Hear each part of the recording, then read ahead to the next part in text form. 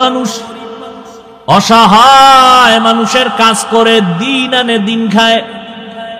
কাজ করলে ঘরের চুলায় আগুন জ্বলে, কাজ না করলে ঘরের চুলায় আগুন জ্বলে না।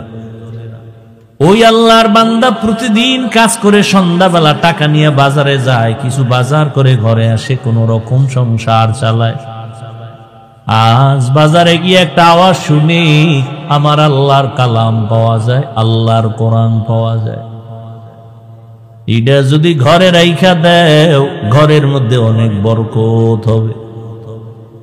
জীবনে আল্লাহর কোরআন দেখে নাই, পড়ে নাই, কই পাওয়া যায় ভাই? আওয়াজ দিল কই? ওই লাইব্রেরির মধ্যে যাও, গেছে। আজ আল্লাহর বান্দা শখ শখ কেটে ঘরে রাখলে বরকত কথা, ঠিক আছে আজকে আর খানা খাবো না, এই আমার একটা কোরআন দাও। কয় টাকা? এত টাকা নাও, আজকের বাজার টাজার নিয়ে এক রাত না খাইলে কি হইব? লাইব্রেরিয়ান ব্যক্তি বলে দিছে, এই আল্লাহর বান্দা ঘরে রাখবা, তবে এটা নিচে রাখবা না, বিনা উজুতে ধরবা না। আল্লাহর বান্দা কোরআনটা লাইব্রেরি থেকে নিয়ে ডাইরেক্ট বাড়ি চলে গেল রাতের বেলা। বিবি আবার অপেক্ষায় আছে, বাজার করে আনবে, রান্না করবো, খাবো। আমি এখন ঘরের দরজায় গিয়ে যদি বলি কিছু আনতে পারি নাই, দেখে যদি তো মেজাজ গরম হবে। আগের থেকে সিগন্যাল দিছে, এই ম্যাডাম বাঁকা টাকা হইও না, আজকে কিন্তু খাওন দাও না, নিন একটা বরকত নিয়ে এসি। মহিলারা তো বরকতের আরো ভাগল। কি বরকত? বলে আল্লাহর কালাম। ঘরের মধ্যে গিয়া বলে এটা বিনা অজুতে ধরা যাবে না, নিচু জায়গায় রাখা যাবে না, ঘরের মধ্যে এটা রাখতে পারলে অনেক বরকত হবে। তাই এমন একটা জিনিস যেটা দেখলে সওয়াব, পড়লে সওয়াব, ধরলে সওয়াব, জিডার আওয়াজটা কানের মধ্যে লাগলেও সওয়াব, দিলটা শান্ত হয়ে যায়। সারাদিন আবু জাহাল নবীরে গালি দেয়, আর রাতের আধারে গোপনে গিয়া আমার নবীর জবান মুবারকের তেলাওয়াত গোপনে গোপনে শুনে। আল্লাহর কালাম ঘরের মধ্যে নিয়া স্ত্রী বলে, ভালো একটা জিনিস আনছো,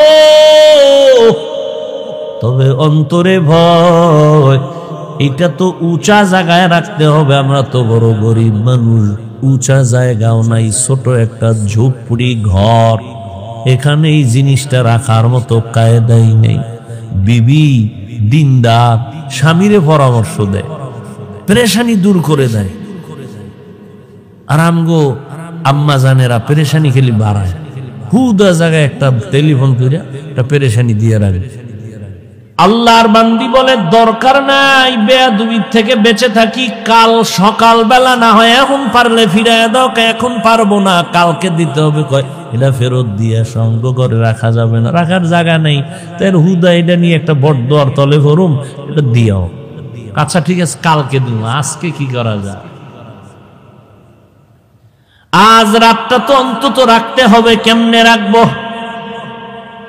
কোরআন এটা উঁচু জায়গায় রাখতে হবে, রাখার জায়গা নাই।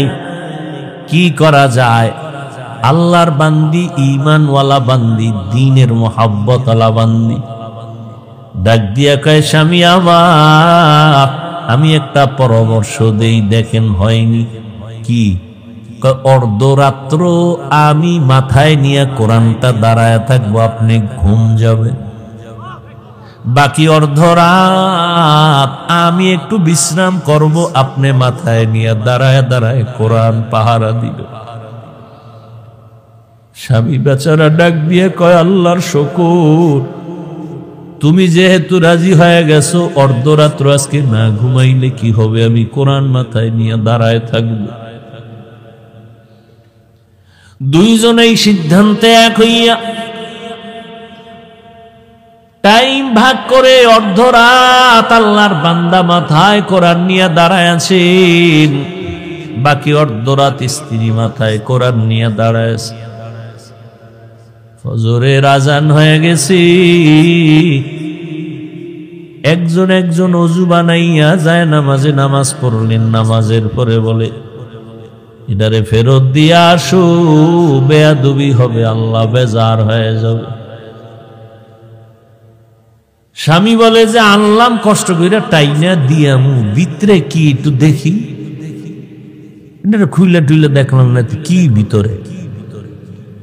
একই যায় নামাজে দুইজন বইয়া এবার দেখতেছে, খুলতেছে পৃষ্ঠা, উল্টায় উল্টায় উল্টায় আঙ্গুল টানে আঙ্গুল টানে আঙ্গুল টানে দোনোজন। মাওলা পাকের বড় কুদরত, মুহূর্তের মধ্যে শুরু থেকে শেষ পর্যন্ত আঙ্গুল টেনে টেনে টেনে টেনে লাইনে লাইনে পুরা কোরআনটা পৃষ্ঠা উল্টানো শেষ। এই মিয়া, আমরা এক খতম দিতে বেহুশ হয়ে যাওয়া লাগে। কোরআন এক খতম দিতে কত সময়? সাহাবায়ে কেরাম 3 দিনে এক খতম করেছেন। তামিমে দারি রাদিয়াল্লাহু আনহু প্রতি রাত 300 রাকাত নফল নামাজ পড়েছেন, ফরজের বাহিরে 300 রাকাত।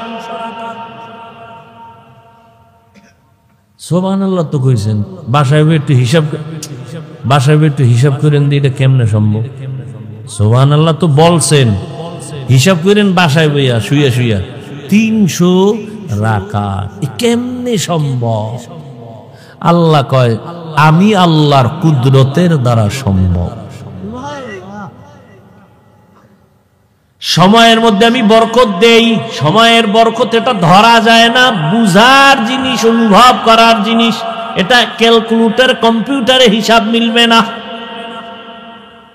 দোনোজন আল্লাহর কোরআন আঙ্গুল দিয়ে টানলেন। এইবার বলে, ও বিবি কিছু বুঝছো নি? তুমি শুনবানি। এইবার আল্লাহর বান্দি এই কথা বলায় স্বামী আশ্চর্য হয়ে গেল। কি শুনাবা তুমি? শুনো। এবার আল্লাহর বান্দি মোহাব্বতের সাথে শুনাইতেছে কোরআন তেলাওয়াত করে।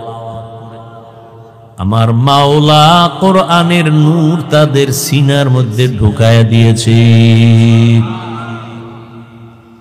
সিনায় কোরআন মুখস্থ হয়ে গেছে। দুইজনে কোরআন মুখস্থ করে ফেলছেন। এটা মাওলা পাকের কুদরত। এটা বান্দার বিবেকের বাইরের কাজ। যতই ঘুরাইয়া চেষ্টা করবেন কাজ হবে না, কারণ আমগো মেমোরির জিবি ওই পরিমাণ নাই যে আল্লাহর কুদরতের মধ্যে গবেষণা করে কিছু বুঝবো। আল্লাহ যেটা বুঝার সুযোগ দিবেন বুঝবো। অতিরঞ্জিত করলে মেমোরি হ্যাং হয়ে যাবে। ঠিক নাকি? 2 GB মেমোরি ওয়ালায় যদি বলে 8 GBর মধ্যে যা আছে এটার ভিতরে ঢুকা, মেমোরি হ্যাং হবে, পিসি হ্যাং হবে, মনিটর হ্যাং হবে, গোষ্ঠী শুদ্ধা হ্যাং। আল্লাহর কালাম দা হাত দিয়া দিয়া লাইনে টানছে। ও যুবক,